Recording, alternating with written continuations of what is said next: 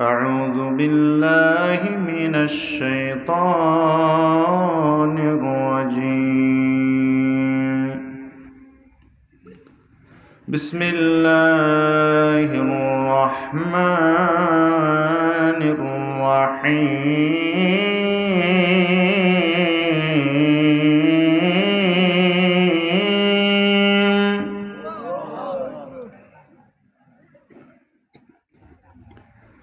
وقضى ربك ألا تعبدوا إلا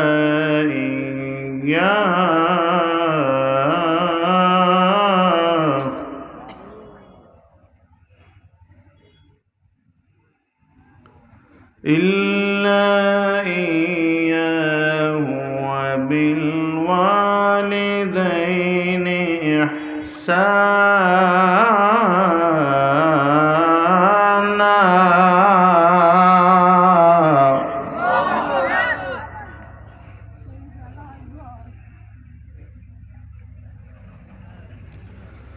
وقضى ربك ألا تعبدوا إلا إياه وبالوالدين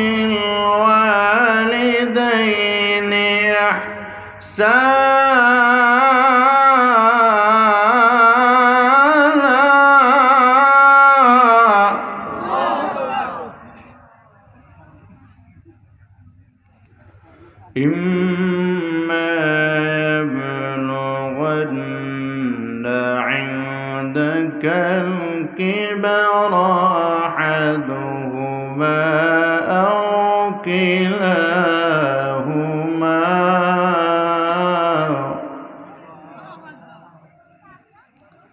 فلا تقل لهما أف ولا تنهرهما وقل لهما قولا كريما.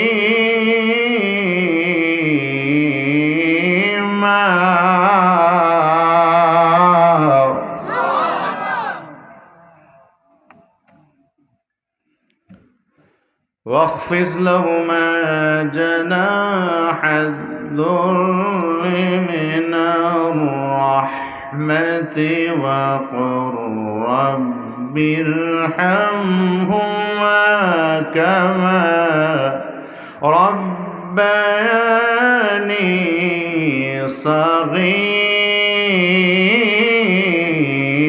صغيرا.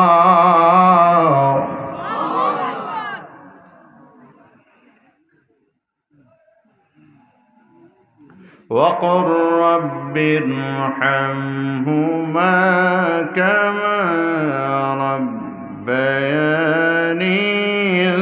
صغيرا.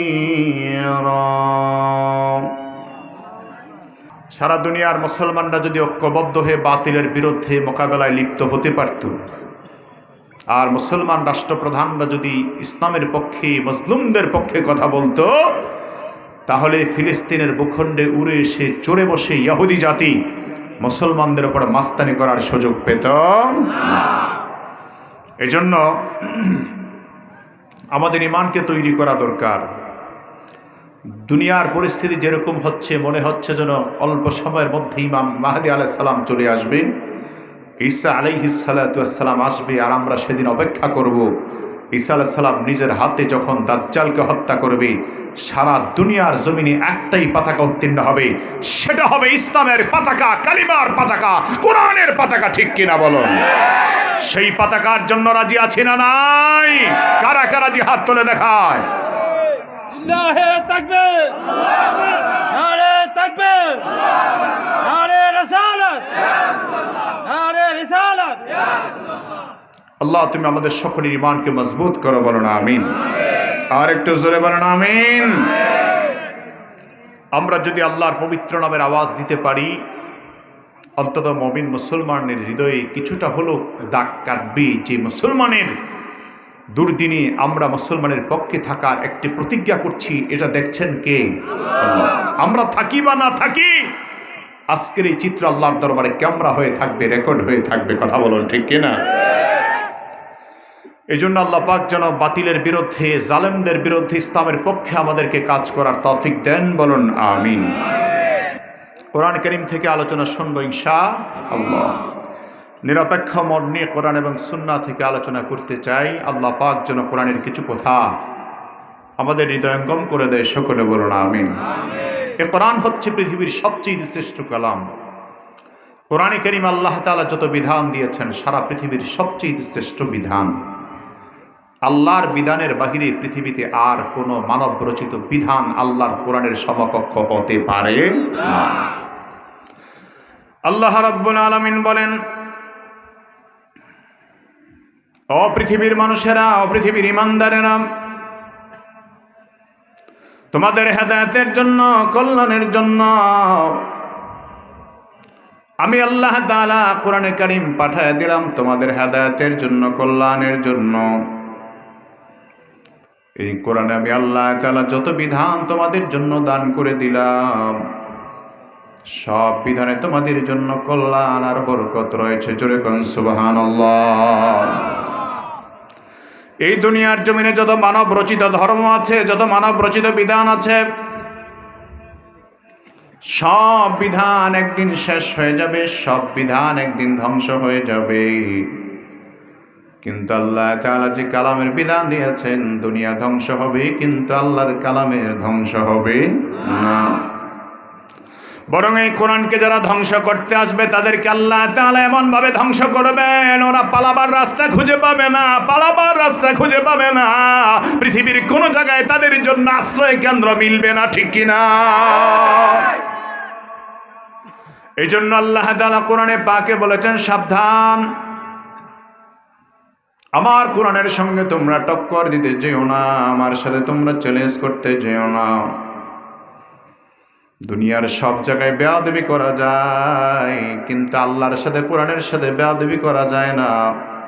কারণ কোরআনে কারীমের সাথে যারা বেয়াদবি করবে তাদেরকে আল্লাহ পাক ধূলিসাৎ করে দিবেন, ঠিক কিনা? কারণ এই কোরআন দুনিয়ার কেউ নাজিল করে নাই, কোরআন নাজিল করেছেন কে?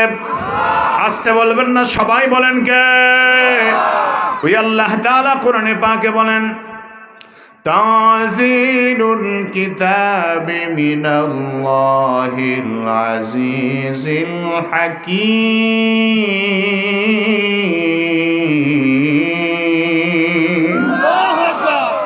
আল্লাহ তাআলা কোরআনের অন্য আয়াতে আবার বলেছেন, তানজিলুল কিতাবি মিনাল্লাহিল আজিজিল হামিদ।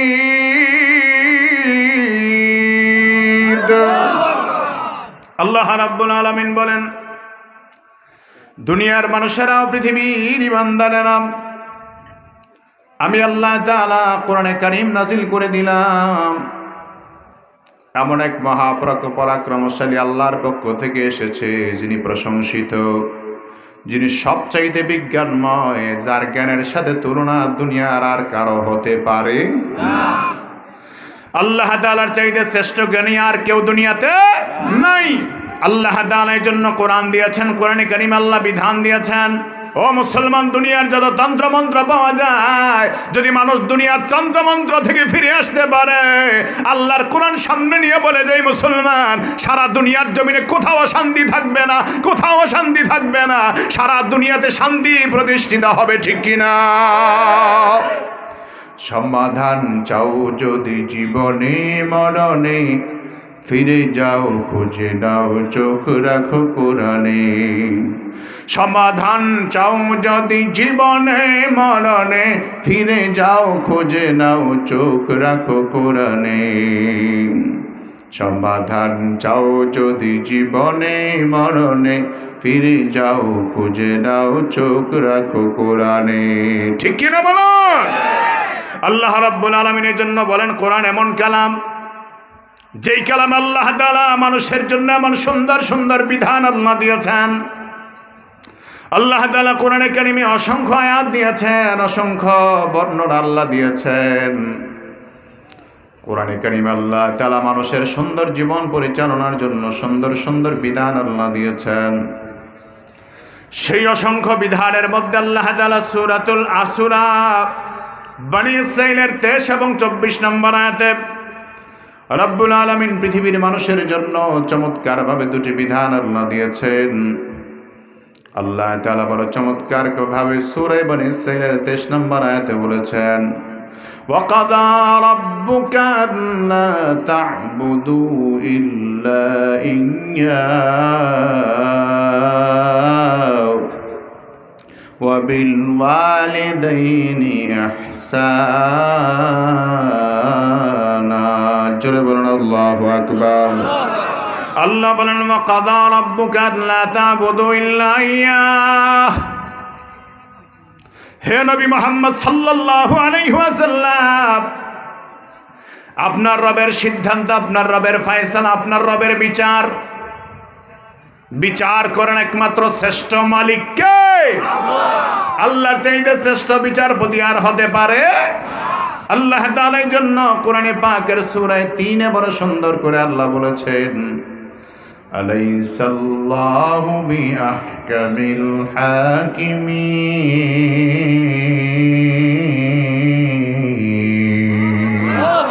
আল্লাহ বলেন, ও দুনিয়ার মানুষেরা, আলাইসাল্লাহু বিআহকামিল হাকিমিন, আমি আল্লাহ হলাম সবচাইতে বড় বিচারক।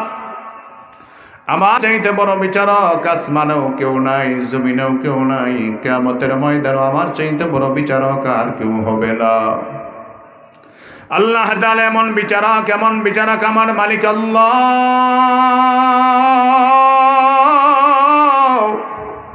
আল্লাহ বলে, বান্দারে নৈরাশ হয়ে যেও না, হতাশ হয়ে যেও না। তোমাদের কল্পনায় যা হবে না, আমি আল্লাহ যদি চেষ্টা করি, আমি আল্লাহ যদি ইচ্ছা করি, আমি আল্লাহ যদি চাই, দুনিয়ার সব মানুষের কল্পনায় যা হবে না, আমার সিদ্ধান্ত আর আমার পরিকল্পনায় যা হবে সেটাই হবে, তার ব্যতিক্রম কিছু হবে না, ঠিক কিনা? এখন পরিবেশটা খুব সুন্দর, অবস্থাটা খুব ভালো, কিন্তু আল্লাহ যদি এই মুহূর্তে বৃষ্টি দিয়ে দেন, আল্লাহ যদি এই মুহূর্তে বৃষ্টি দেন, বৃষ্টি ঠেকাবার ক্ষমতা কারো আছে নাকি? তাহলে আল্লাহ বলেন, আমি আল্লাহ হলাম সবচাইতে বড় বিচারক। আমার চাইতে বড় বিচারক আসমানের নিচে, আসমানে জমিনে আখিরাতে আর কেউ হবে না। আল্লাহ বলেন, আমি আল্লাহ এমন বড় বিচারক, আমি আল্লাহ। দুনিয়ার আদালতে বিচারপতির উপর কেউ কথা বলতে পারে না, কিন্তু কিয়ামতের ময়দান যেদিন কায়েম হয়ে যাবে, ওই কিয়ামতের ময়দানে আমি আল্লাহ তাআলা বিচারকের কাঠগড়ায় দাঁড়ায় যাব। যেই বিচারকরা অন্যায়ভাবে জুলুম করে মানুষকে ফাঁসি দিয়েছে, যেই বিচারকরা অন্যায়ভাবে মানুষের উপর অত্যাচার করেছে, জুলুম করেছে, ওই বিচারকদের বিরুদ্ধেও আমি আল্লাহ তাআলা এমন এক আদালত গঠন করে দিব, সব বিচারককে কিয়ামতের ময়দানে ঐক্যবদ্ধ করে আমি আল্লাহ তাদেরও বিচার করব। এই জন্য বলতে হয়, সব বিচারের একমাত্র বড় বিচারক কে? আওয়াজ করে বলেন, কে? আল্লাহর চাইতে বড় বিচারক আর কেউ নাই। দুনিয়ার জমিনে যখন বিচার হয়, এমন অনেক বিচার হয় আবার বন্ধু, দুনিয়ার জমিনের বিচারে টাকা দিলে অনেক সময় বিচার ঘুরে যায়, বিচারের সিদ্ধান্ত অনেক সময় বিচারকরা ঘুরে দেয়। কিন্তু কিয়ামতের ময়দানে আল্লাহ যখন বিচার করবেন, আল্লাহ তাআলার বিচারের সামনে কোনো বিচারকের এমন ক্ষমতা নাই আল্লাহর সামনে টাকা দিয়া বিচারের রায় ঘুরাইয়া দিবে। আল্লাহর সামনে কথা বলার মতো যোগ্যতা পৃথিবীর কারো নাই। সবার আগে যিনি আল্লাহর সাথে কথা বলবে তিনি আমার নবী, আপনার নবী, রহমতের নবী মুহাম্মাদুর রাসূলুল্লাহ সাল্লাল্লাহু। আমার নবী, আপনার নবী সবার আগে কথা বলবে। আমার নবী, আপনার নবী আল্লাহর এমন প্রশংসা করবে, আল্লাহর এমন সানা সিফাত আল্লাহর নবী বলবে, যেই সানা সিফাত বলার কারণে আল্লাহ তাআলার রাগ নিবারণ হবে। আমার আল্লাহ তাআলা তার হাবিবকে সুযোগ দিবেন, হাবিব আপনি কথা বলুন, আপনার কথা আমি শুনতে চাই। আল্লাহ বলেছেন, মান দাল্লাযী ইয়াশফাউ ইনদাহু ইল্লা বিইذনি। হাদিসের আয়াতের ব্যাখ্যায় মুফাসসিরিনে কেরাম বলেছেন, আল্লাহর সামনে কথা বলার যোগ্যতা কারো নাই, তবে আল্লাহ যারা অনুমতি দিবে, আল্লাহর সামনে সবার আগে যিনি কথা বলবে তিনি মুহাম্মদ সাল্লাল্লাহু আলাইহি ওয়াসাল্লাম। আল্লাহর নবী উম্মতের জন্য আল্লাহর দরবারে কাঁদবে আর বলবে, আল্লাহ আমার উম্মতকে বাঁচাও, আমার উম্মতকে বাঁচাও, আমার উম্মতকে বাঁচাও, আমার উম্মত বড় গুনাহগার, আমার উম্মত বড় গুনাহগার। আল্লাহ আমার উম্মতকে জাহান্নামের আযাব থেকে বাঁচাও। আমি প্রথম থেকেই শেষ কথা এটাই বলতে চাই, আল্লাহ আমার উম্মত জাহান্নামী, আমার উম্মতকে জাহান্নামের আযাব থেকে বাঁচাও। রহমতের নবী উম্মতের জন্য কিয়ামতে কাঁদবে। সে নবী কিয়ামতের ময়দানে সুপারিশ করার জন্য পাগল পাড়া থাকবে। আমরা কিয়ামতের ময়দানে সেই নবীর হাতের সুপারিশ আমরা চাই কি চাই না? কারা কারা চাই? দুই হাত তুলে আল্লাহকে দেখাই, বলি আল্লাহ। আওয়াজ করে মুখটা কালো করে বলেন আল্লাহ। কণ্ঠের আওয়াজ ছেড়ে দিয়ে বলেন আল্লাহ। ও আল্লাহ, আমরা তোমার হাবিবের উম্মত, আমরা তোমার হাবিবের উম্মত। আল্লাহ তোমার হাবিবকে না দেখে তোমার হাবিবের প্রতি ঈমান এনেছি। আল্লাহ আয় আল্লাহ, তোমার নবীকে না দেখলেও তোমার নবীর প্রতি আমাদের অন্তরে ভালোবাসা। কিয়ামতের ময়দানে তোমার হাবিবের দিদার আমাদের নসিব করে দিও, আমাদের ভাঙ্গা হৃদয়কে শান্ত করে দিও। তোমার নবীর হাতের হাউদে কাউসার আমাদের দিও, জোরে বলেন আমিন। আল্লাহর নবী কিয়ামতের ময়দানে সবার আগে আল্লাহর সামনে কথা বলবেন। এত বড় বিচারক আমার আল্লাহ। আল্লাহ তাআলা বলেন, হে নবী, দুনিয়ার যত বিচারকরা আছে কোন বিচারকের সামনে মানুষ জোরে আওয়াজে কথা বলতে পারে না। আমি আল্লাহ তাআলার সামনেও দুনিয়ার কোন আসামিরা বড় আওয়াজে কথা বলার কোনো সুযোগ থাকবে না। আল্লাহ বলেন, আমি আল্লাহ হলাম এমন বিচারক, শুধু আসামির বিচারই করব না, বরং বিচারকের বিচারও আমি আল্লাহ তাআলাই করব। আল্লাহ বলেন, সে আল্লাহ আমি আল্লাহ বড় বিচারক হয় সিদ্ধান্ত দিলাম, আল্লাহ তা'বুদু ইল্লা ইয়্যাহ। দুনিয়ার যত মানুষ আছে, দুনিয়ার যত মানুষ আছে, কোন মানুষ যেন আমি আল্লাহর ছাড়া গায়রুল্লাহর ইবাদত না করে। সিজদা যদি দিতে হয় আমি আল্লাহর কদমে দিবে, কোন মাজারওয়ালার কাছে সিজদা দেওয়া যাবে না।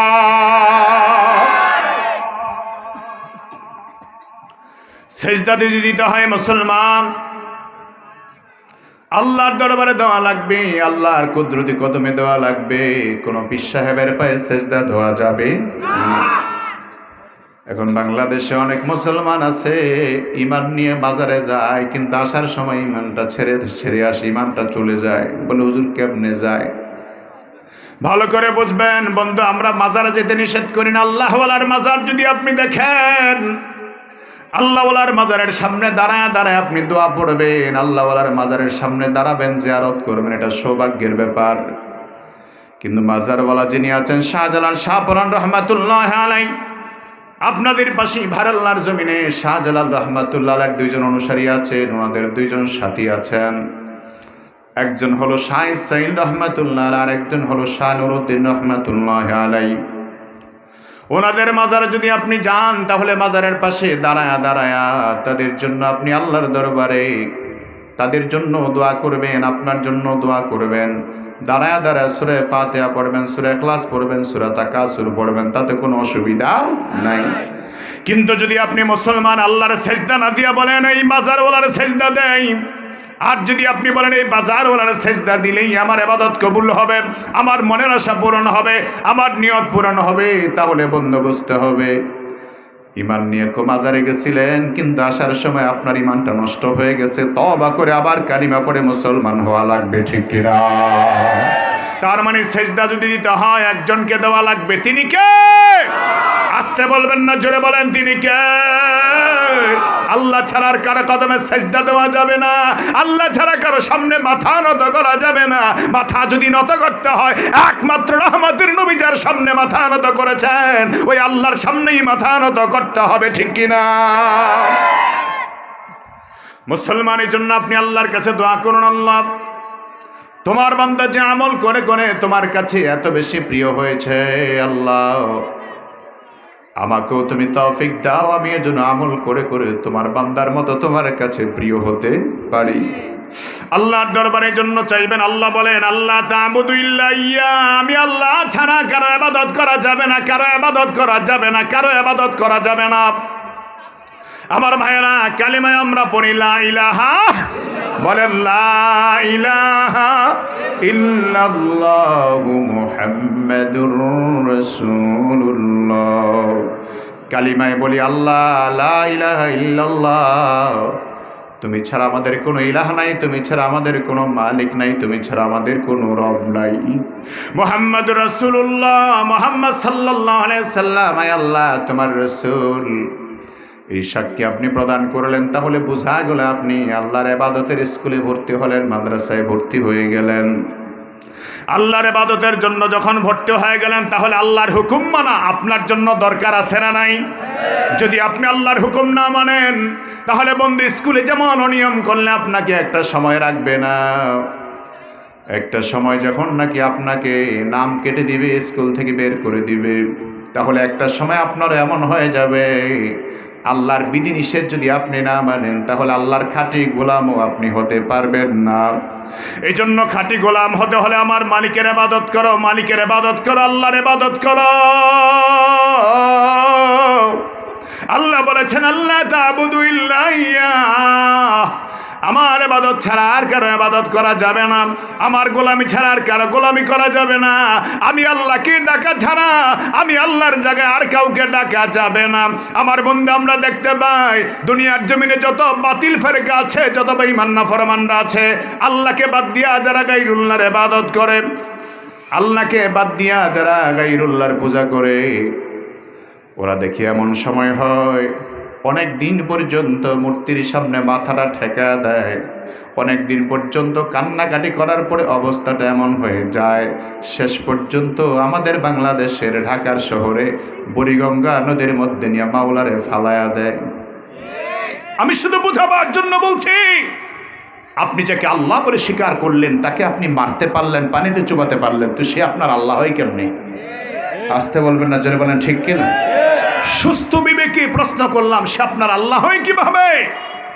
এই জন্য আল্লাহর হাবিবকে আল্লাহ বলেছেন, হে নবী আপনি বলেন, কুল ইয়া আইয়ুহান নাসু ইন্নী রাসূলুল্লাহি ইলাইকুম জামিআ।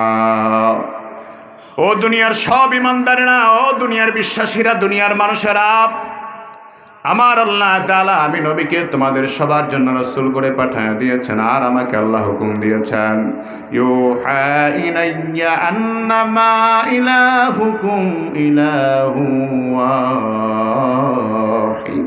আমার আল্লাহ হুকুম দিয়েছেন, লা ইলাহা ইল্লাল্লাহ, আল্লাহ ছাড়া কোনো মালিক নেই, আল্লাহ ছাড়া কোনো মাবুদ নাই। তাহলে বন্ধুগণ, ইবাদত যদি করতে হয় একজনের করব, তিনি কে? আসতে বলবেন না, জোরে বলেন তিনি কে?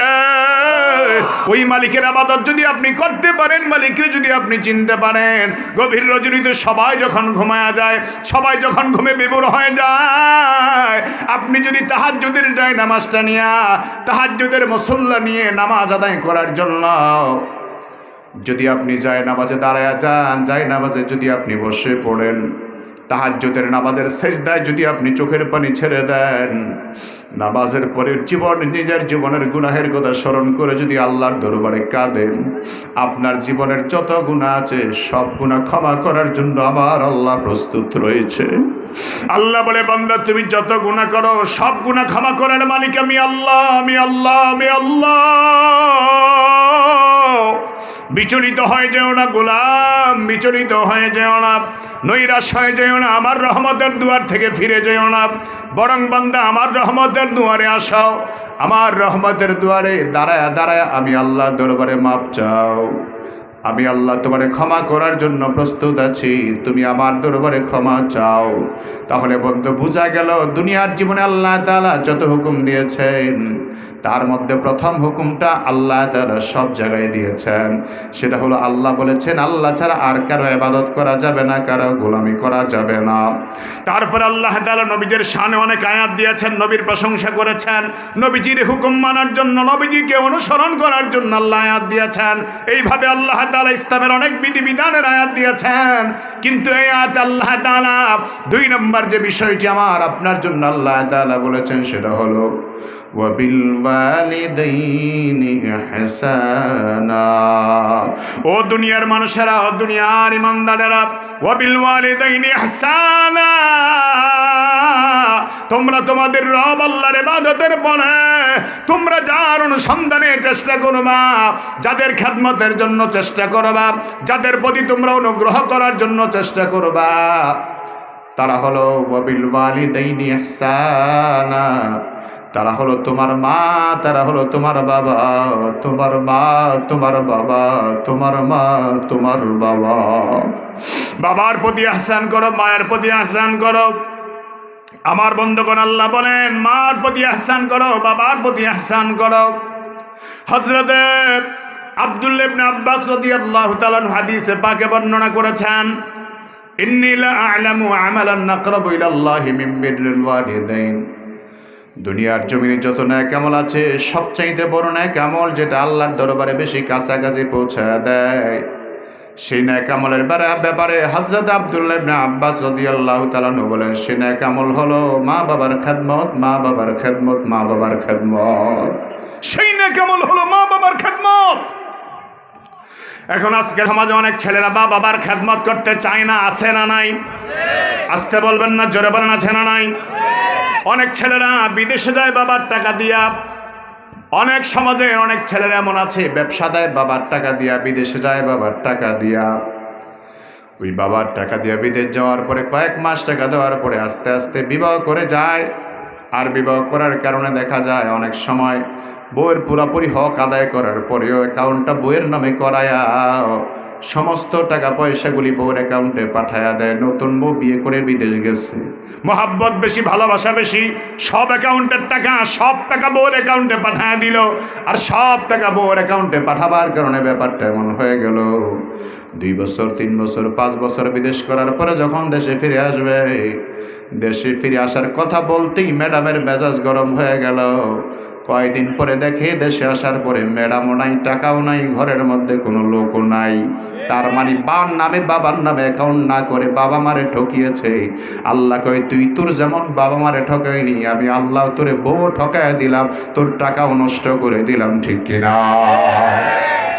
আমার ভাইয়েরা, অনেক সন্তান এমন আছে ব্যবসা ভালো হয়, তারপর আমার খেদমত করে না, বাবার খেদমত করে না, তারপরও মা বাবার দিকে ভালো নজরে তাকায় না, মা বাবার দিকে সুন্দর আচরণ করে না। এখন বন্ধু, এটাকে কি বলবেন? অনেক জায়গায় গেলে আমাদেরকে বিষয় দিয়া দেয়, হুজুর এই বিষয়টা নিয়ে একটু আলোচনা করবেন যেন সন্তানরা মা বাবার প্রতি অনুগত হয়। আমি শুধু মা বাবার অনুগতের কথাই বলতে চাই না, বরং সন্তান যেন অনুগত হয়, এই বিষয়টা নিয়েও কিছু কথা বলা দরকার সমাজে আছে। আপনার সন্তান আপনার অনুগত হবে না কেন? আপনার কষ্টের টাকা খাওয়ার পরে, আপনার ঘাম ঝরা পরিশ্রমের পয়সা খাওয়ার পরে আপনি এমন বাবা আপনি বাবা, যেই বাবা ইটের বোঝা মাথায় নেওয়ার কারণে, যেই বাবা মাটির উড়া দিয়া মাথায় টানার কারণে আপনার মাথার চুলগুলি উঠে গেছে। আপনি তো এমন বাবা, যেই বাবা ভার কাঁধে নেওয়ার কারণে আপনার ঘাড়ের মধ্যে মেস্তার দাগ পড়ে গেছে। আপনি তো এমন বাবা হওয়ার পরেও আপনার সন্তান কেন আপনার কথা শুনবে না? কেন আপনার কথা শুনবে না? আমার বন্ধু, তাহলে বোঝা যায় আমরা যারা বাবা আছি আমাদেরকে মাঝে মাঝে সন্তান নিয়ে চিন্তা ভাবনা করার দরকার আছে না? এই চিন্তাটা কি বন্ধু? সন্তান যখন হবে দুনিয়ায়, সন্তান দুনিয়াতে আসার আগেই মা বাবার দায়িত্ব আছে, মা বাবার কর্তব্য আছে। সন্তান দুনিয়াতে আসার আগে, সবার আগে মা বাবার যে দায়িত্ব শরীয়ত দিয়েছে সেটা হলো ডান কানে আজান দেওয়া, বাম কানে একামত দেওয়া। 1 নম্বর দায়িত্ব হলো ডান কানে আজান দেওয়া, বাম কানে একামত দেওয়া। যেই সন্তানের ডান কানে আজান হয়, বাম কানে একামত হয়, ওই সন্তান কোনোদিন তাসলিমা নাসরিনের মতো বেঈমান হবে না, মুনাফিক হবে না, বেয়াদব হবে না। আজকে বাংলাদেশে অনেক বেঈমান নাফরমানরা আছে যারা আমার আল্লাহর বিরুদ্ধে কথা বলে, আছে না নাই? আজানের বিরুদ্ধেও তো কেউ কথা বলেছে, যদি এখনো তাদেরকে পাওয়া যায় না, দেখা যায় না, কারণ তারা কিছুদিনের জন্য ইন্দুরের গর্তে লুকাইছে, সুযোগ পাইলে আবারও আসতে। তাসলিমা নাসরিন তো কয়দিন এমন ভাবে ঘুমটা দিচ্ছে, সারা দুনিয়ার মানুষ মনে করছে তাসলিমা নাসরিন মনে হয় মারা গেছে, আমরাও মনে মনে খুশি হয়ে গেছিলাম। তাসলিমা নাসরিন মারা গেছে, আমরাও খুশি হয়েছিলাম। ফেসবুকে সমানে আলহামদুলিল্লাহ। শয়তানটা কয়দিন পরে আবার দেখে বুসুর করে উঠছে, এই বেস্টটা কমান, বেস্টটা কমান, বেস্ট কমান। আমার ভাইয়েরা, তাসলিমা নাসরিন মারা গেছে খবর শোনার পরে বাংলাদেশের মানুষের অনুভূতি হলো নবীর দুশ্মন মারা গেছে, এই জন্য বাংলাদেশের মানুষের অনুভূতি হলো নবীর দুশ্মন যেহেতু মারা গেছে, নবীর দুশ্মনের জন্য সবাই মিলে আলহামদুলিল্লাহ পড়তে লাগলো। কারণ নবীর দুশ্মনের জন্য আমাদের অন্তরে কোনো ভালোবাসা থাকতে পারে? জোরে বলেন, থাকতে পারে? আমার নবীর ইজ্জত নিয়ে যারা চিনিমিনি খেলবে, বাজে মন্তব্য করবে, আমার রাসূলের ইজ্জতের উপর আঘাত দিয়ে কথা বলবে, তাদেরকে আমরা কখনো ভালোবাসতে পারি না, পারি না, পারি না। তারা আমার দুশ্মন, তারা আমার নবীর দুশ্মন, তারা ইসলামের দুশ্মন, তারা কোরআনের দুশ্মন। এই দুশ্মনদের জন্য নিশ্চিত মৃত্যুদণ্ডের দাবি আমরা আজীবন করে যাচ্ছি, করেই যাবে। কথা বলুন ঠিক কিনা? কারা কারা এই দাবির সাথে একমত? দুই হাত তোলা, আল্লাহকে দেখা।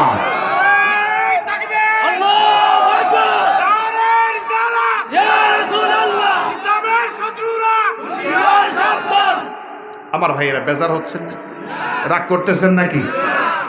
তো তাসলিমা মরে গেছে আমরা শুনছি, কয়দিন ফেসবুক বন্ধ ছিল, আসে নাই।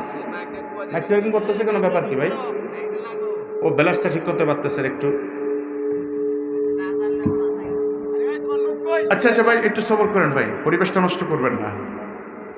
তারিখে ঢাকা শহরে আলেম ওলামারা আসছে, মুসলমানরা গেছে, আর তখন তার চেতনা জাগ্রত হয়েছে, সে বাংলাদেশ নাকি মইরেই গেছে। জোরে করে নাউজুবিল্লাহ। মুসলমানরা ঢাকার শহরে গেলে, ইমানদাররা, টুপিওয়ালারা, দাড়িওয়ালারা গেলে বাংলাদেশ কি মারা যায় নাকি? বরং এই জমিন তো টিকে আছে টুপিওয়ালা দাড়িওয়ালাদের সেজদার কারণে। এই জমিনকে আল্লাহ টিকিয়ে রেখেছেন দাড়িওয়ালা টুপিওয়ালাদের চোখের পানির কারণে। এই জন্য আমার প্রিয় ভাইয়ারা, আল্লাহর হাবিব আখির নবী রাহমাতুল লিল আলামিন নবীর ব্যাপারে বললাম, নবীজির ব্যাপারে যারা বাজে মন্তব্য করে, বাজে সমালোচনা করে, এবং যারা মা বাবার ব্যাপারে বাজে কথা বলে, মা বাবার খেদমত করতে চায় না, এই সমস্ত সন্তানদের ব্যাপারে আমাদের অভিজ্ঞতা হলো, ওই সমস্ত সন্তানদের জন্মের পরে তাদের মা বাবা তাদের হক আদায় করে নাই, ডান কানে আজান বাম কানে ইকামত দেয় নাই, ঠিক কি না? হাদিসে পাকের বর্ণনা এসেছে, যখন সন্তান দুনিয়াতে আসে, শয়তান এসে একটা খোঁচা মারে। শয়তান খোঁচা মারলেই বনি আদম বাচ্চা কান্না আরম্ভ করে।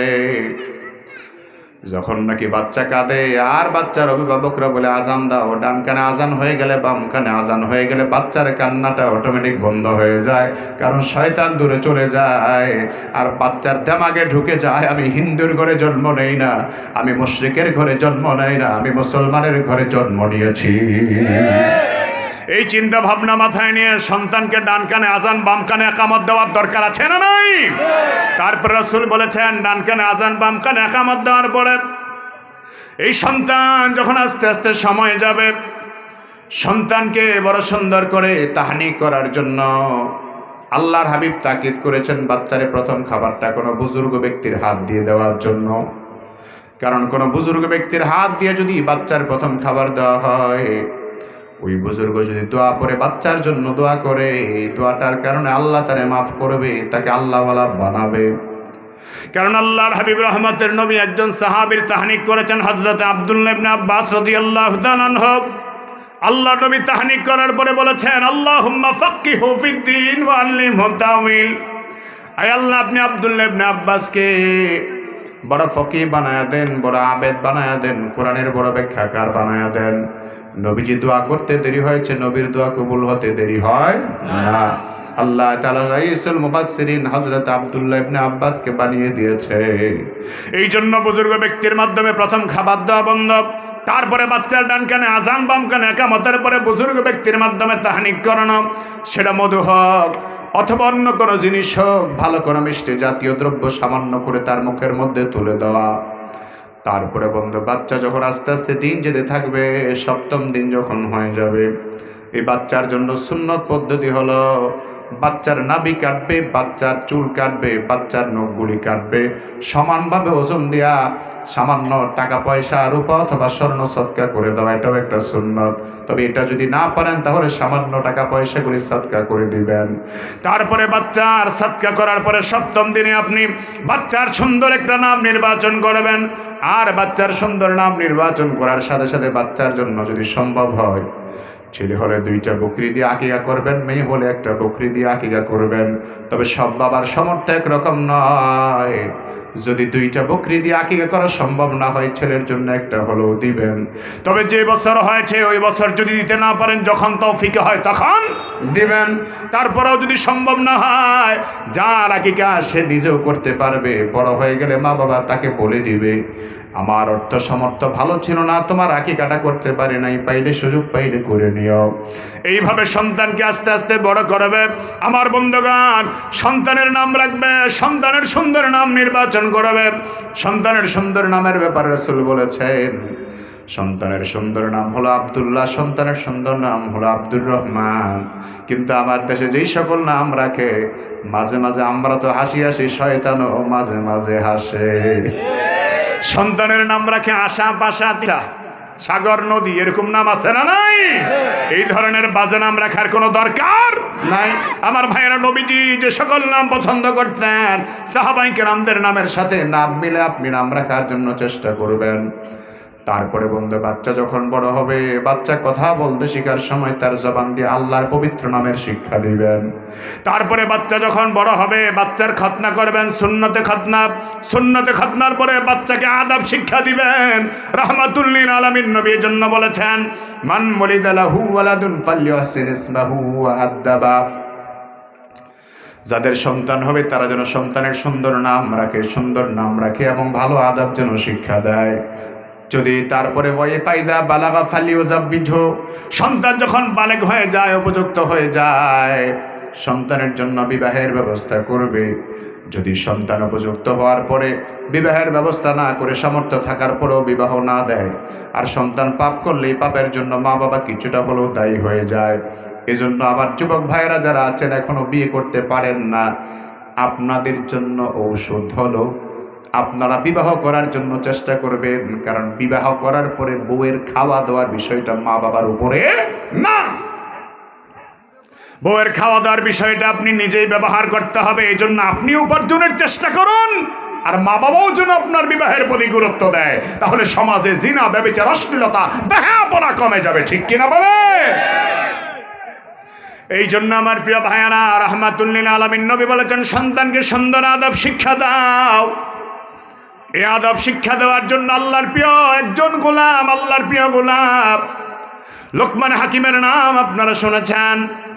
সন্তান যদি আপনার কথা না শোনে, সব সময় আপনার সন্তানকে মারলে আর আঘাত করলে আপনার সন্তান আপনার কথা শুনবে না, বরং সন্তানকে শাসনও করবেন, মাঝে মাঝে হাত ভুলায় ভুলায় মাঝে মাঝে সন্তানকে আদর করবেন, দোয়াও করবেন। কারণ আসমানের নিচে জমিনের উপরে মা বাবার দোয়া আল্লাহর দরবারে তীর মিস হতে পারে, মা বাবার দোয়া মিস হতে পারে না। মা বাবার দোয়া নাই রেখে আল্লাহর দরবারে কবুল হয়ে যায়। এই জন্য মা বাবা সন্তানের জন্য দোয়া করবে, আর সন্তানকে পাশে বসায়া বসায়া মাঝে মাঝে আপনি নসিহত করবেন, মাঝে মাঝে উপদেশ প্রদান করবেন, মাঝে মাঝে আপনি সন্তানকে সুন্দর সুন্দর আচরণ করবেন, কথা বলবেন। যেভাবে লোকমান হাকিম তার সন্তানকে বলেছি, ইয়া বুনাইয়া লা তুশরিক বিল্লাহ, ও আমার সন্তান তুমি আল্লাহর সাথে শিরিক করো না। তার মানে আমরা কোরআনের পরিচয় থেকে এটা পাই, দুনিয়ার প্রত্যেকটা মা বাবার জন্য দায়িত্ব হলো এটা, প্রত্যেকটা মা বাবা তার সন্তানকে আল্লাহর পরিচয়ের শিক্ষা প্রদান করবে। ঠিক কিনা? রাজধানী শহর বাড়িধারা এক বড় লোক সাহেব মারা গেলেন, কত টাকার মালিক উনি নিজেও জানে না। আমার এক বন্ধু সে জানাজার নামাজের ইমামতি করেছে। ওই সাহেব মৃত্যুর পরে তার জানাজার নামাজের জন্য সবাই রেডি করলো, সবাই প্রস্তুতি নিল। সবাই যখন জানাজা হাজির হয়ে গেছে, এমন সময় তার বড় ছেলেটা জানাজার মাঝখানে 1-2 তাকবীর দেওয়ার পরে চিল্লায় চিল্লায় কান্না আরম্ভ করলো। জানাজার নামাজ শেষ হয়ে গেল। ইমাম সাহেব তারে প্রশ্ন করলেন, ভাই আপনি টাকার অভাবে কানলেন নাকি সম্পদের অভাবে কানলেন নাকি? ওই ছেলে ডাক দিয়া বলে, হুজুর আমার টাকার অভাব নাই, পয়সার অভাব নাই, সম্পদের কোনো অভাব নাই, কিন্তু জানাজার নামাজে দাঁড়িয়ে আজকে যে উপলব্ধি আমার হলো, এই উপলব্ধি আমার আর কোনোদিন হয় নাই। আমি আমার বাবার জানাজার নামাজে দাঁড়ালাম, আমার বাবা জানাজার নামাজে দাঁড়াবার পরে আমার মনে হয়ে গেল আমি জীবনে কত শিক্ষা অর্জন করলাম, কত জ্ঞান অর্জন করলাম, কত সুনাম সুখ্যাতি আমি অর্জন করলাম, কিন্তু আমার বাবার জানাজার নামাজে দাঁড়ায় বাবার জন্য কি পড়বো সেটা আমার জানা নাই, সেটা আমার জানা নাই, সেটা আমার জানা নাই। আমার বাবা যদি আমার সম্পদ না দিয়া বাবার জন্য কোন দোয়া করতে হবে এটা যদি আমার শিখায় দিত হুজুর, আমার বাবার জন্য জানাজার নামাজে দাঁড়ায় দোয়া করতে পারতাম। আমার জীবনটাই বৃথা, জীবনটাই বৃথা। আমি জানাজার নামাজে দাঁড়ায় অঙ্গীকার করলাম আমার সন্তানদেরকে উচ্চ শিক্ষায় শিক্ষিত করব না, এমন শিক্ষা দিব না যে শিক্ষার কারণে আমার জানাজার নামাজের দোয়া সন্তানরা শিখবে না।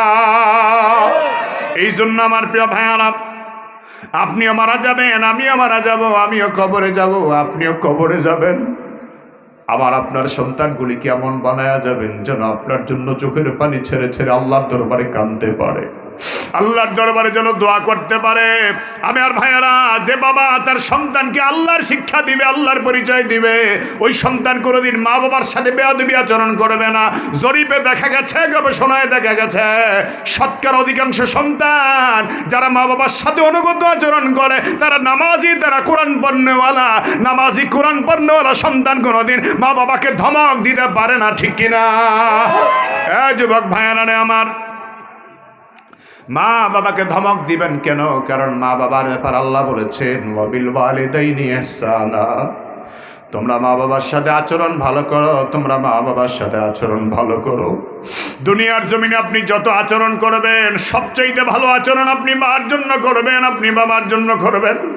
কারণ বন্ধু, দুনিয়াতে হাজার মানুষের চেহারা মিলে, হাজার মানুষের চেহারা মিলে, কিন্তু যদি আপনার বাবা মরে যায়, বাবার মতো চেহারাওয়ালা আরেকজন বাবা দুনিয়ায় খুঁজে পাবেন না।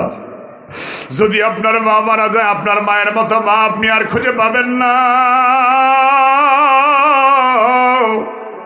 হাজার পেরেশানি নিয়েও যদি মার চেহারার দিকে তাকায়, সন্তানের মনের আবেগ, হাজার পেরেশানি নিয়ে মার চেহারার দিকে তাকালে, মায়ের সাথে কথা বললে পেরেশানিগুলি দূর হয়ে যায়।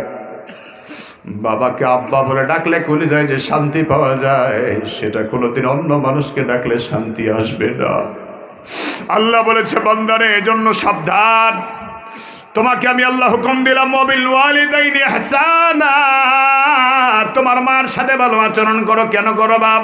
কারণ আপনি যখন ছোট ছিলাম, আমার আপনার হাঁটা শিখাইতে গিয়া কতবার আমার মা, কতবার আমার বাবা আমার আপনারে একবার উঠাইছে, আরেকবার বসাইছে। একবার আমাকে নিয়ে আমি প্রস্রাব করলাম, পায়খানা করে দিলাম, মার কাপড় নষ্ট করলাম, বাবার কাপড় নষ্ট করলাম, তারপরও মা বাবা বিরক্ত হয় নাই। আমাকে আপনাকে নিয়ে আবার গোসলখানায় গিয়া কাপড় পরিষ্কার করার পরে, আবার আপনার শরীর ধোয়ার পরে আবার আপনি প্রস্রাব পায়খানা করেছি, আবার মা প্রস্রাব পরিষ্কার করেছে, আবার মা পায়খানা পরিষ্কার করেছে, তারপরও ঠোঁটের মধ্যে, গালের মধ্যে চুমু দিয়ে আবার শোয়া দিয়েছে। এভাবে তিনি কতবার মারে ভিজাইলাম, বাবারে ভিজাইলাম, তার কোনো হিসাব নাই। আজকে আবার আপনার মা এমন বার্ধক্যে পড়ে গেছে, চাইলে মা জননী ঘর থেকে উঠতে পারে না, বিছানা থেকে উঠতে পারে না, মা চাইলে বাবা বিছানা থেকে উঠতে পারে না।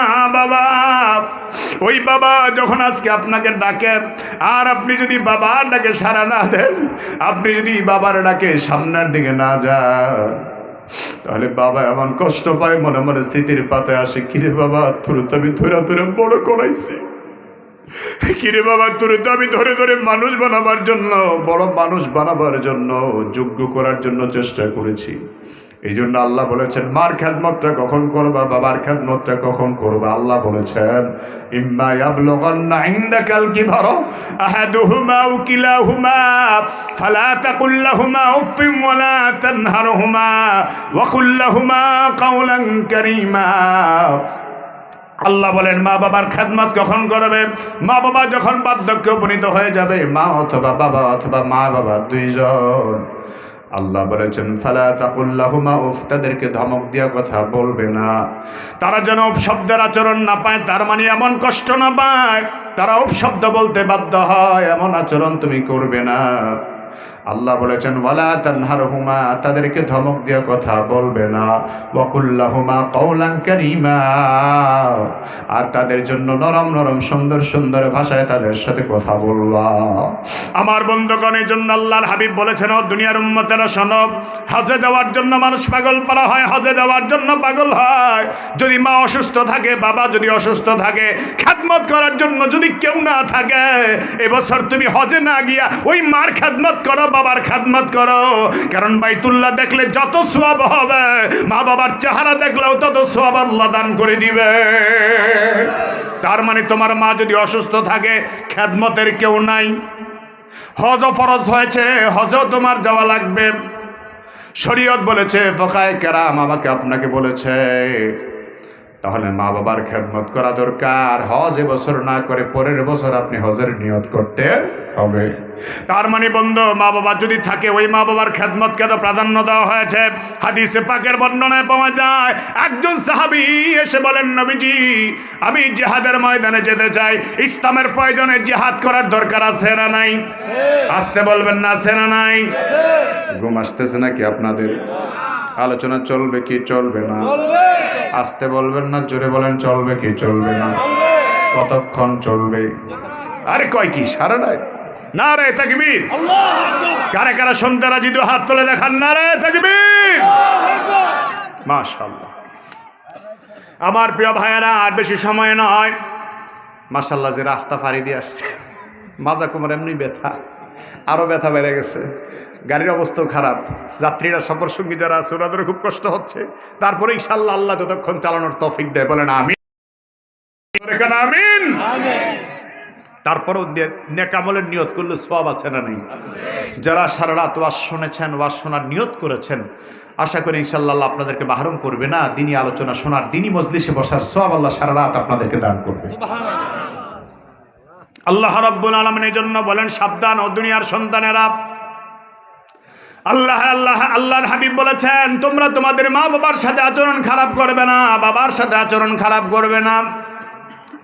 সাহাবী জিহাদের ময়দানে যাবেন, আর নবীকে বলেন, হে নবী, আমি আপনার সাহাবী, জিহাদের ময়দানে যেতে চাই, আমাকে যদি আপনি অনুমতি দেন। রহমতের নবী বলেছেন, সাহাবী তুমি জিহাদে যাবা, তোমার মা তোমার বাবা আছে নাকি? বলে, হুজুর আমার একজন মা আছে, তিনি অসুস্থ, বৃদ্ধা। আল্লাহ নবী বলেন, খেদমত করার কেউ আছে নাকি? বলে না। আল্লাহ নবী ডাক দিয়ে বলেন, সাহাবী যদি তোমার মার খেদমত করার কেউ না থাকে, তোমার জন্য জিহাদ ফরজ নয়, তোমার জন্য জিহাদ ফরজ নয়, বরং তুমি তোমার মার খেদমত করো, মার খেদমত করো। আর মার খেদমত যদি করো, তাহলে আল্লাহ তোমাকে 3টা সওয়াব দান করবে। 1 নম্বর, আল্লাহ তোমাকে মুজাহিদ হিসেবে কবুল করবে। 2 নম্বর, আল্লাহ তোমাকে হাজী হিসেবে কবুল করবে। 3 নম্বর, তোমাকে উমরাকারী হিসেবে কবুল করবে। সুবহানাল্লাহ। আল্লাহর নবীর একজন সাহাবী, অত্যন্ত জনপ্রিয় সাহাবী, আব্দুল্লাহ ইবনে ওমর রাদিয়াল্লাহু তাআলা আনহু, আল্লাহর নবীর কাছে আগমন করলেন। নবীজির কাছে এসে বলেন, হুজুর আমার মনে হচ্ছে আমার বাবা যে অন্যায় করে, বাবার একটা ধমক দিতে। বাবা তো আসলে অন্যায় করে না, ওনার মনের বিরুদ্ধে একটা কাজ করছে, ওনার মনের বিরুদ্ধে কাজ করছে একজন সাহাবী। আমার ভাইয়ারা, ওই সাহাবীকে আল্লাহর নবী বলেন, আনতা ওয়া মালুকা লিআবিকা, ও সাহাবী, শুধু তোমার মাল আর সম্পদ এটা তোমার নয়, বরং তুমি এবং তোমার যত মাল আছে সব হলো তোমার বাপের। আল্লাহু আকবার বলেন। শুধু তাই নয়, রাসূলের একজন সাহাবী, মনোযোগ দিয়ে শুনবেন বন্ধু, হযরত আব্দুল্লাহ ইবনে ওমর রাদিয়াল্লাহু তাআলা, হযরত ওমরের সন্তান আব্দুল্লাহ ইবনে ওমর বলে, আমি একটা বিবাহ করলাম, নিজের পছন্দ মতো বিয়ে করলাম। এদেশে অনেক ছেলেরা পছন্দ মতো বিয়ে করে, আছে না নাই? মা বাবার স্বপ্ন বাদ দিয়া নিজের পছন্দ মতো বিয়ে করে, বিয়ে করার পরে টেনশন শুরু হয়ে যায়, অনেক পেরেশানিতে পড়ে যায়। আমি বলবো আমার ভাইরা, এখানে সমন্বয় করা দরকার। মা বাবা ছেলে মেয়ের চাহিদার দিকে দেখবে, ছেলে মেয়েও মা বাবার মনের সন্তুষ্টির দিকে দেখবে, দুইটাই করা দরকার, সমন্বয় করা দরকার। আমার বন্ধু হযরত আব্দুল্লাহ ইবনে ওমর রাদিয়াল্লাহু তাআলা আনহু বলেন, আমি বিবাহ করলাম, আমার বিবাহ ছিল অত্যন্ত সুন্দরী, আমার কাছে আমার বিবি ভালো ছিল। কিন্তু আমার বাবা আমাকে ডেকে বলছে, আব্দুল্লাহ রে, তোমার বিবির তালাক দিয়া দাও, তোমার বিবি আমার পছন্দ হয় না। হযরত আব্দুল্লাহ রাদিয়াল্লাহু তাআলা আনহু বলেন, আমি চলে গেলাম নবীজির দরবারে, ইয়া রাসূলুল্লাহ, ইয়া হাবিবাল্লাহ, নবীজি বিবাহ করলাম, আর আমার বাবা বলেছে আমার বউ তালাক দিয়ে দেওয়ার জন্য কি করা যায়? রাহমাতুল লিল আলামিন নবী বলেছে, তোমার বাবা যদি বলে থাকে তাহলে তালাক দিয়ে দাও। তার মানে হচ্ছে আল্লাহর নবী জানে হযরত ওমরের মতো এমন একজন সাহাবী যিনি কখনো অন্যায় সিদ্ধান্ত দিতে পারে না, কখনো বাজে বিহেভ করতে পারে না। হয়তো বা আব্দুল্লাহ ইবনে ওমরের বউয়ের মধ্যে এমন আচরণ দেখেছে যে আচরণের কারণে তিনি অবাধ্য হয়েছেন, তিনি মনে কষ্ট পেয়েছেন। তার মনের কষ্টের কারণে তিনি বলেছেন বউকে তালাক দিয়ে দেওয়ার জন্য।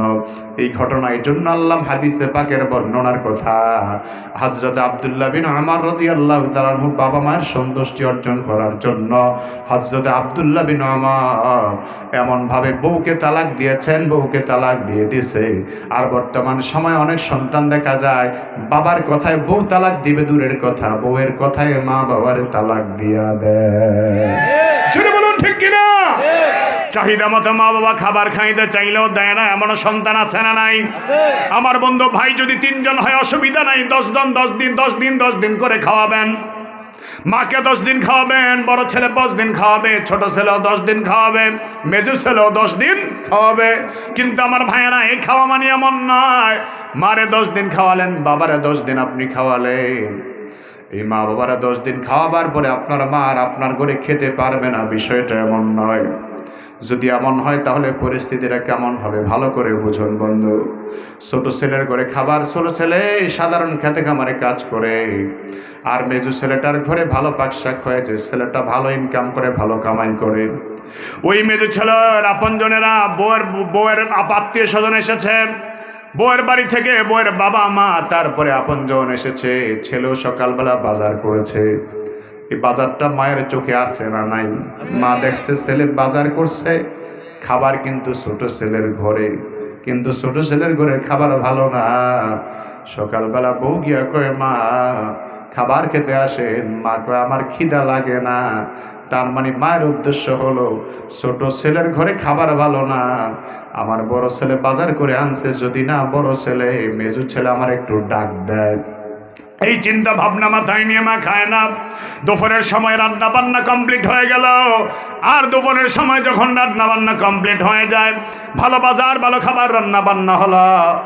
ভালো বাজার আর রান্না বান্না হওয়ার পরে বড় ছেলে মেজু ছেলেটা গেছে, বড় ছেলে গেছে, আমার ভাইয়েরা ছেলে গেছে বউয়ের কাছে পারমিশন আনতে। বেগম, আমার মা তো আছে, বাবা তো আছে, তোমার বাপ মা এসেছে, বেআইনের সাথে খাবে, তোমার অনুমতি চাই। 3 দিন আগে না তোর মা বাবার খাওয়াইলাম, তোমার মা বাবার খাওয়াইলাম, এখন আর কিসের খাবা? এরকম কিছু বেয়াদব আছে না নাই? সমাজের এটা চিত্র কি চিত্র না? এরকম আছে না নাই? এ বউয়েরা, তোমাদেরকে বলছে, আপনাদেরকে বলছে, আজকের বউ আগামী দিন আর আপনিও শাশুড়ি। জোরে বলেন ঠিক কিনা? তবে হ্যাঁ, বউদের উচিত শাশুড়ির সাথে ভালো আচরণ, শাশুড়ির উচিত মা বউয়ের সাথে ভালো আচরণ করা। কথা বলে ঠিক কিনা? কিন্তু মা দেখলেন ছেলে বাজার আনলো, রান্না বান্না হলো, আর দুপুরবেলা যখন হয় সবাই গোসল করে কাপড় চোপড় পরে নামাজ আদায় করে মা ঘুরতেছে, বড় ছেলের দুয়ারে দুয়ারে ঘুরতেছে। দেখি একটা বার ছেলে ডাক দেয়নি, কিন্তু দেখে মারে ডাক দেয় না। মার মনে সহ্য হয় না, মার কলিজায় ব্যথা লেগে গেছে। এদিকে তার শ্বশুর শাশুড়ি আপনজনকে নিয়ে খাবারে ব্যস্ত হয়ে পড়েছে।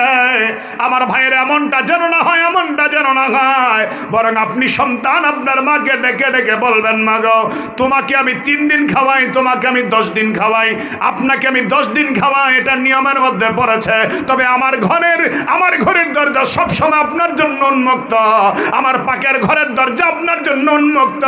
আমার পাকের ঘরের পাতিল যদি আপনি খুলতে চান, আমার ঘরের খাবার যদি আপনি খেতে চান, কোনো পারমিশন লাগবে না, পারমিশন লাগবে না। যখন মনে চায় তখন আপনি খেতে পারবেন। যদি আপনি এভাবে কথা বলতে পারেন তাহলে আপনার মার হক আপনি আদায় করতে পারবেন। আর যদি আপনি কথা এভাবে বাবাকে বলতে না পারেন তাহলে আপনি আপনার মা বাবার হক সঠিকভাবে আদায় করতে পারবেন না। আমার বন্ধু আল্লাহ বলেছেন তোমাদের মা বাবা যখন বৃদ্ধ হয়ে যায় তখন তোমরা মা বাবাকে উপশব্দের ব্যবহার করো না, তারা যেন কষ্ট পেয়ে উপশব্দ না বলে। তাদের সাথে ভালো আচরণ করো, তাদের সাথে ভালো আচরণ করো। আপনারা একটা প্রশ্ন করতে পারেন, হুজুর বুঝলাম না, আল্লাহ তাআলা কোরআনে পাকে যত জায়গায় আল্লাহর ইবাদতের কথা বলেছেন তত জায়গায় মা বাবার খেদমতের কথা আল্লাহ বলছেন, তার কারণটা কি? কারণটা কি? মুফাসসিরিনে কেরাম বড় সুন্দর করে বলেছেন। তার কারণ হলো আল্লাহ তাআলা দুনিয়ার জমিনে যত মাখলুকাত সৃষ্টি করেছেন আল্লাহর যেমন কোনো স্বার্থ নাই, তেমনি আল্লাহ তাআলা দুনিয়ার জমিনে মা বাবাকে এমন একটা দিল দিয়েছে, এমন একটা মন দিয়েছে, মা বাবার মনের মধ্যেও কোনো স্বার্থ নাই। এই জন্য সন্তান যদি না খাওয়ায় তারপরও দুইটা হাত তুলে মায়ে বদদুয়া দেয় না। মা বলে, আল্লাহ আমার ছেলে ভালো খেতে চায়, আমার ছেলেরে ভালোই খাওয়ায়, আমার মেয়ে ভালো খেতে চায়, আমার মেয়েরে ভালোই খাওয়ায়, মা বাবা বদদুয়া দেয় না। তার মানে বন্ধু, মা বাবার সাথে আবার আপনার এমন কানেকশন, আজকে যদি মার মর্যাদা না বুঝি কবে বুঝবো যুবক? আজকে যদি বাবার মর্যাদা না বুঝি কবে বুঝবো আমার আপনার মা কেমন নিঃস্বার্থ, বাবা কেমন নিঃস্বার্থ? চিন্তা করলেই বুঝতে পারবেন আমার বন্ধুরা। আমরা যদি আমাদের মা বাবার খবর নাও নেই, তারপরেও মা সুযোগ পেলে খবর নেই, বাবা সুযোগ পেলে খবর নেই, লোকজনের মারফত খবর নাই। ছেলে বিদেশ গিয়াও যদি মারে টেলিফোন না দেয়, বাবার টেলিফোন না দেয়, তারপরেও মা বাবা সন্তানের খোঁজ খবর রাখার জন্য পাগল পাড়া হয়ে যায়। আমার ভাইয়ারা, স্বামী স্ত্রী কি বিছানায় ঘুমিয়ে আছে, হঠাৎ করে বাচ্চাটা রাত্রে 1টার সময় কান্না শুরু করেছে। ওই বাচ্চার কান্নার আওয়াজে হঠাৎ করে স্বামীর ঘুম ভেঙে যায়, বাচ্চার বাবার ঘুম ভেঙে যায়। ঘুমটা ভাঙার পরেই দেখা যায় বাবার মনের মধ্যে একটু অস্থিরতা এসেছে, কারণ ঘুমাতে ঘুমাতে রাত 12টা বেজে গেছে। সামান্য ঘুম যাওয়ার পরেই সন্তান কান্না শুরু করে দিয়েছে। এই কান্নার কারণে বাবার ঘুম ভেঙে গেল, এমন কান্নার কারণে বাবার ঘুম ভেঙে গেল। হঠাৎ করে আবার সে চিন্তা ভাবনা শুরু করে দিল, বাচ্চাটা তো আমার, বাচ্চাটা আমার, বাচ্চার কান্নার কারণে আমার ঘুম ভেঙে গেছে, এই জন্য বাচ্চার কান্নার কারণে আমার মন খারাপ হয়ে গেল। একটু পরে তাকায় দেখতে পায় তার পাশে শোয়া স্ত্রী, সে আর আরাম করে ঘুমায় না, বিছানা ছেড়ে আস্তে করে উঠে গেল। সন্তানটাকে নিয়ে একবার ডান পাশে যায়, আবার বাম পাশে যায়, সামনের রুমে একবার যায়, পিছনের রুমে একবার যায়। দৃশ্যটা দেখার পরে স্বামীর মনে পড়ে গেল, হায় রে, রাত্রে এখন 1টা 2টা বাজে, আমার ঘুমের জন্য ডিস্টার্ব না হয়। আমার স্ত্রী আমার সন্তান নিয়ে একবার সামনের রুমে যায়, আবার পিছনের রুমে আসে। দৃশ্যটা দেখে তার মনে পড়ে গেল, না জানি আমার মা আমাকে নিয়ে এইভাবে কত রাত বিরোধ রজনী কাটাইছে, না জানি আমার মা এভাবে ঘুমাইতে পারে নাই, আমি ঘুমাইতে দেই না, না জানি আমার বাবা আমার জন্য এভাবে ঘুমাইতে পারে নাই। মার কথা মনে হওয়ার পরে চিন্তা করলেন, আমার মানে কই পাই, মানে কই পাই। দরজা খুলে চলে গেলেন মসজিদের পাশে গোরস্থানে, কারণ এই গোরস্থানে তাই মা শায়িত আছে। মার সামনে গিয়া কবরের পারে দাঁড়ায় দাঁড়ায় মা মা মা মা বলে কান্দে সন্তান। গভীর রজনীতে আল্লাহর দরবারে দোয়া করে যখন ঘরে ফিরে আসে, স্ত্রী রাগ দিয়ে বলে, স্বামী ব্যাপারটা বুঝলাম না, এত রাতে কই গেলেন, আবার ফিরে আসলেন? স্বামী কান্দার বলে, বেগম রে, যখন আমার এই সন্তানটা কান্না শুরু করে দিয়েছে বাবুর কান্নার আওয়াজের কারণে আবার কিছুটা মন খারাপ হয়েছিল, তখন আমার মার কথা বাবার কথা মনে পড়ছে। আমি গভীর রাত্রে গিয়ে আল্লাহর দরবারে কান্নাকাটি করে বলছি, আল্লাহ, যে রাত্রেগুলি আমার মা আমার জন্য কাটাইছে, বাবা আমার জন্য কাটাইছে, তুমি আমার মারে আজাব দিও না, বাবারে আজাব দিও না। দিলের মধ্যে এমন রহম চলে এসেছে, এমন করম চলে এসেছে। ওই বাচ্চাটা, ওই যুবকটা তখন তওবা করে মা বাবার জন্য প্রতিনিয়ত দোয়া করে আর কান্নাকাটি করা আরম্ভ করলো। আমার বন্ধুগণ, এইভাবেই তো মা আমার আপনার বাবা, এইভাবেই তো আমার আপনার জন্য কষ্ট করেছে। আপনি আপনার সন্তানের চাহিদা পূরণ করার জন্য যেমন সর্বোচ্চ চেষ্টা করেন, আপনার মা আপনার বাবাও তেমন আমার আপনার চাহিদা পূরণ করার জন্য সর্বোচ্চ চেষ্টা করেছে। তারপর অনেক সন্তান মারে কয়, তুমি আমার কি দিছো, কিছুই দাও না। বাবারে কয়, তুমি আমার কিছুই দাও না। নারী যুবক নয়, এমন অবাধ্য কথা, এমন বাজে কথা মা বাবাকে বলা যাবে না। আল্লাহ বলেছেন, তাহলে কি করবা? ওয়াকফিজ লাহুমা জানাহাদ যুল্লি মিনার রাহমা, মা বাবার জন্য করুণার ডানা রহমতের ডানাটা বিছানা দাও। আর মা বাবার জন্য আমি আল্লাহর দরবারে দোয়া করো। আল্লাহ বলেছেন, পড়েন সবাই আমার সাথে, রব্বির হামহুমা কামা রাব্বায়ানি সাগীরা। হযরত আব্দুল্লাহ ইবনে মাসউদ রাদিয়াল্লাহু তাআলা আনহু বলেন, ও দুনিয়ার ইমানদারেরা, আমি আল্লাহ নবীরে প্রশ্ন করলাম, হে নবী, আইয়ুল আমালি আহাব্বু ইলাল্লাহ, আল্লাহর দরবারে কোন আমল সবচেয়ে বেশি প্রিয়? আল্লাহ নবী বলেছেন, এক নাম্বার প্রিয় আমল হলো as-সালাতু আলা ওয়াক্তিহা, সময় মতো নামাজ। জোরে বলেন সময় মতো, জোরে বলেন সময় মতো নামাজ। কি বলো না কাজ আছে, কাজকে বলো আমার নামাজ আছে। কথা বলুন ঠিক কিনা? সময় মতো নামাজ পড়ার দরকার আছে না নাই? সাহাবী আবার প্রশ্ন করেন, নবীজি তারপরে কোন আমল আল্লাহর কাছে প্রিয়?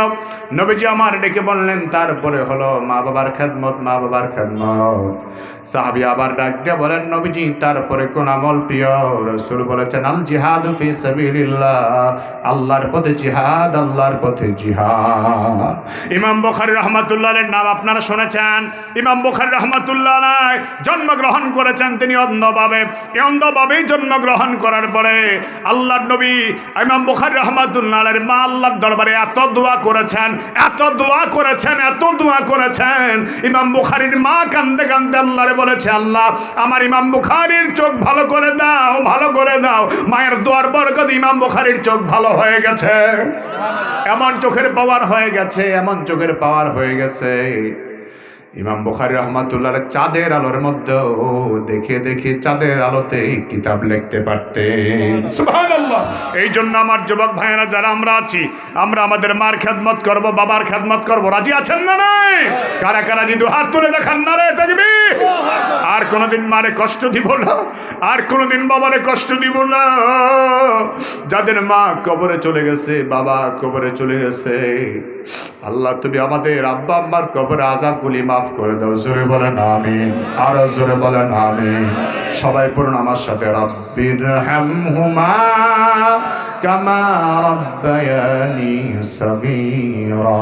আম্মা জান তোমার লাগি কাঁদে আমার প্রাণ, আম্মা জান তোমার লাগি কাঁদে আমার প্রাণ। মাগো আমায় ছেড়ে কোন সদরে নিলে সুখের অবস্থান, আম্মা জান তোমার লাগি কাঁদে আমার প্রাণ, আম্মা জান তোমার লাগি কাঁদে আমার প্রাণ। মাগো কত কষ্ট করলা বড়, সয়েছ কত বেদনা গো। মাগো কত কষ্টে করলা বড়, সয়েছ কত বেদনা গো।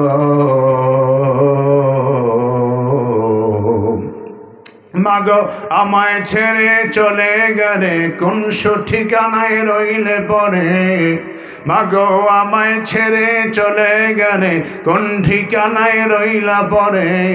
মাগো স্মৃতির পাতা খুলে দেখে তোমার আদর সন্তান, আম্মা জান তোমার লাগি কাঁদে আমার প্রাণ, আম্মা জান তোমার লাগি কাঁদে আমার প্রাণ। মাগো আমায় ছেড়ে কোন সদরে নিলে সুখের অবস্থান, আম্মা জান তোমার লাগি কাঁদে আমার প্রাণ। মাগো কত কষ্ট করলা বড়, সয়েছ কত বেদনা গো। মাগো ঘুমের ঘরে শুইতে গেলে দুই নয়নে ঘুম আসে না গো। মাগো আদর স্নেহের চাদর দিয়ে আবার আমায় দাও সাজিয়ে। মাগো তুমি বিনে কে শোনাবে আমায় ঘুম পাড়ানি গান, আম্মা জান তোমার লাগি কাঁদে আমার প্রাণ, আম্মা জান তোমার লাগি কাঁদে আমার প্রাণ। মাগো আমায় ছেড়ে কোন সদরে নিলে সুখের অবস্থান, আম্মা জান তোমার লাগি কাঁদে আমার প্রাণ আম্মা জান, তোমার লাগি কাঁদে আমার প্রাণ আম্মা জান, তোমার লাগি কাঁদে আমার প্রাণ। আমার ভাইয়েরা, এই জন্য ইবাদত করবো কার? জোরে বলতে হবে কার? 5 ওয়াক্ত নামাজ পড়বো তো যুবক ভাইয়ের ইনশাআল্লাহ। নিয়ত করি, মাকে কষ্ট দিব না, বাবাকে আঘাত দিব না, 5 ওয়াক্ত নামাজ পড়বো। জীবনের ভাগ্য পরিবর্তন করে দিবে কে? এই জন্য